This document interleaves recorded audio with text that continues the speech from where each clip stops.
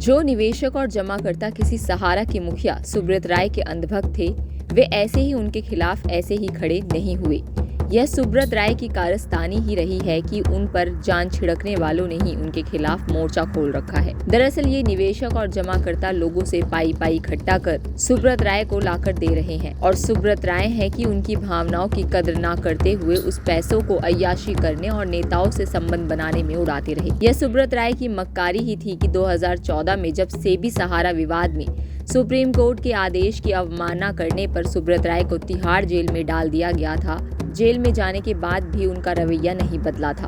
Jail जाते ही उन्होंने कर्मचारियों को वेतन देना बंद करवा दिया था। हाँ, जब 2 साल बाद सुब्रत राय अपनी मां के निधन पर पैरोल पर जेल से छूटे तो अपनी मां का अंतिम संस्कार करने के बाद जनवरी में उन्होंने दिल्ली के मौर्य होटल में भव्य कार्यक्रम आयोजित कर अपनी शादी की वर्षगांठ मनाई। यह वह दौर था जब कर्मचारियों को कई महीने से वेतन नहीं मिल रहा था और इस कार्यक्रम में करोड़ों रुपए बहा दिए गए थे।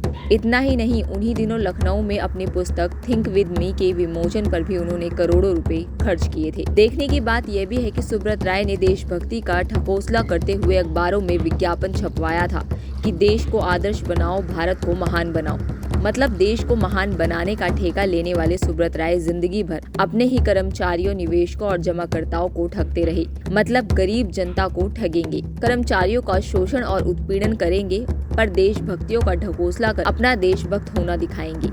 यह व्यक्ति कितना बड़ा नौटंकीबाज है, इसका अंदाजा इसी बात से लगाया जा सकता है कि यदि आप सहारा के कार्यालय में जाएंगे तो आपको वहां पर भारत माता की तस्वीर दिखाई दे जाएगी और सहारा के हर कार्यक्रम से पहले भारत माता की तस्वीर पर दीप प्रज्वलित किया जाएगा। दिखावे के लिए सहारा में गणतंत्र दिवस और स्वतंत्रता दिवस को भारत पर्व के रूप में मनाया जाता है। तिरंगे का इस्तेमाल ऐसे किया जाता है कि जैसे इनसे बड़ा देशभक्त कोई दूसरा हिंदुस्तान में नहीं है। देशभक्तों को लूट कर देशभक्ति का जो दिखावा सुब्रत राय करते रहे हैं, यही वजह रही है कि निवेशक और जमाकर्ता इनके झांसे में आ गए। ऐसे में सहारा के खिलाफ चल रहे आंदोलन में सुब्रत राय के चेहरे को बेनकाब कर दिया है। सुब्रत राय ने कारगिल युद्ध में शहीद हुए सैनिकों के परिजनों की आर्थिक मदद करने के नाम पर तो अपने कर्मचारियों से अरबों ठग ही लिए, साथ ही जेल से छुड़ाने के नाम पर भी 1250 करोड़ रुपए इन कर्मचारियों जमाकर्ताओं से ठग लिए हैं।